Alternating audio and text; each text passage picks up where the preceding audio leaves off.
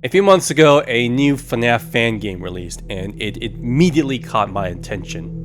It's called Next Week at Freddy's, a realistic reimagining of the original Five Nights at Freddy's, and it might genuinely be the most immersive FNAF fan project ever created. Quick note, I have played a lot of FNAF fan games such as The Joy of Creation, Return to Bloody Nights, and Those Nights at Fredbear's. Hell, I even made guides for them. To this day, Next Week at Freddy's remains one of the only few games that I have not been able to crack. I only made it to night 5, okay? So in this video, I'm breaking down what makes this game special. Its mechanics, atmosphere, and some of the story, but only because I think you should discover it yourself. Alright, so when you boot up the game, the menu has you see the pizzeria from the character's perspective, sitting in his car and ready to start the night shift. Once you hit new game, the date flashes on screen, December 16, 2002, and night 1 begins. This is already way more immersive than the OG. It gives a sense of dread, where the original feels a lot more arcade-like, you know? Once inside the office, everything looks pretty familiar. You got your PC, you got your cameras, and the two doors from your left and right. But what stands out is really behind you, a full physical control panel. I actually didn't even see it on my first playthrough. This game also has no HUDs.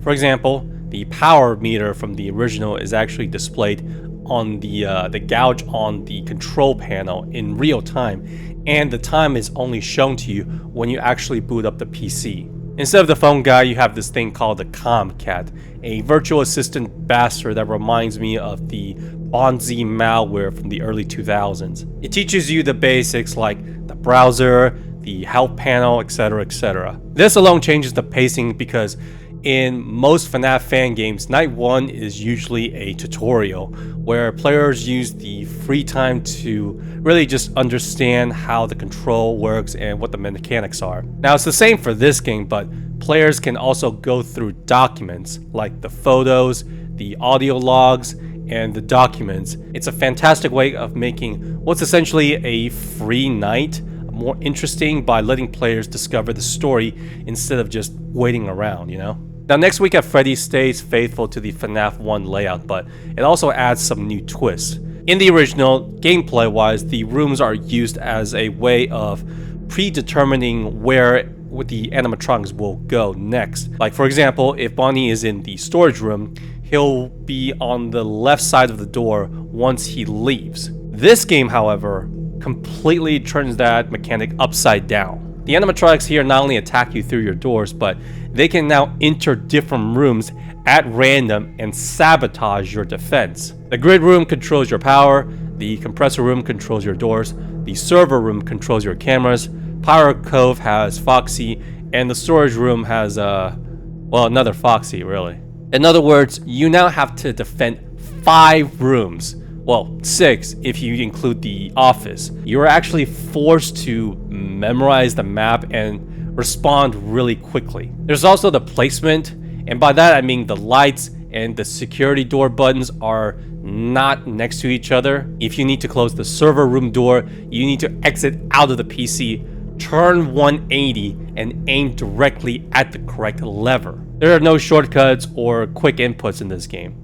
And yes, I have pressed the wrong lever many times due to sheer panic. You constantly have to swivel between the camera and the controls, which adds a layer of realism few FNAF games have even explored. These animatronics actually move rather than flip between the PNGs that you see in the original. This is why I have so much trouble predicting their route. All these design changes make me feel like an actual security guard who's genuinely underprepared and undertrained for a job that I really shouldn't have taken. Now, as for the animatronics, they've gotten a big upgrade, and not just in terms of graphics. They look massive and very intimidating.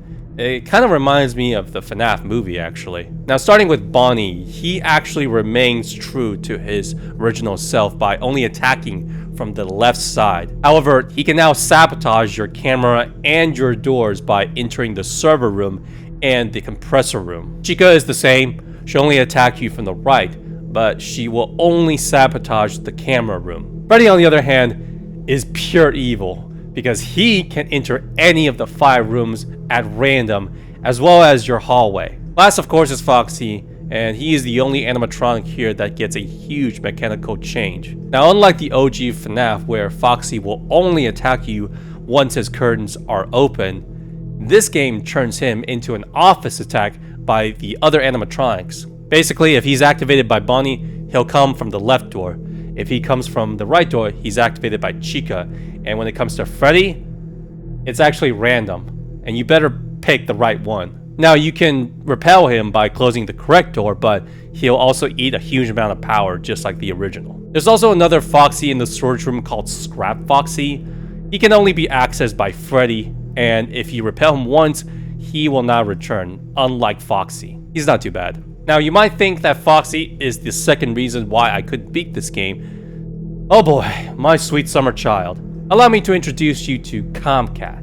You remember him, right? From the tutorial? Yeah, he can actually sabotage you.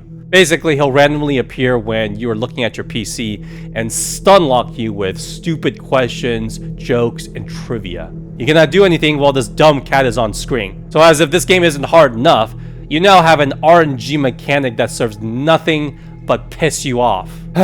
Anyways, there is a story behind this game. Instead of focusing on William Afton and Henry Emily, it turns to Jacob Fazier and Marcus Reed. I won't spoil too much, but unlike the original story where one guy is clearly an evil, psychotic egomaniac, this story is actually more about the downfall of a man who's lost his way due to a series of unfortunate tragedies. It's not black and white or good versus evil. The lore is slowly revealed as you read the files on your PC, and they can be very disturbing. In my opinion, these changes make the story far more grounded and a bit more believable than the original.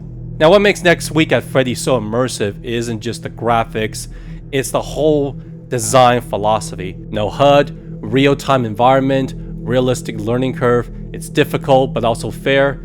The lore is hidden inside workplace files. Everything pushes the player to engage with the pizzeria as a real place. It's the closest to fan game I play that's ever come close to making FNAF 1 feel like a real, genuine night shift. Even though I haven't beaten the game, I can confidently say that Next Week at Freddy's is one of the most immersive, grounded, and visually impressive FNAF fan games ever made. So if you're a FNAF fan or just a horror fan and is looking for an experience that is realistic, this one is absolutely worth your time. Plus, it's free on GameJolt. I left the link in the description of this video. If you like this video, please hit the like and subscribe button. Thanks for watching.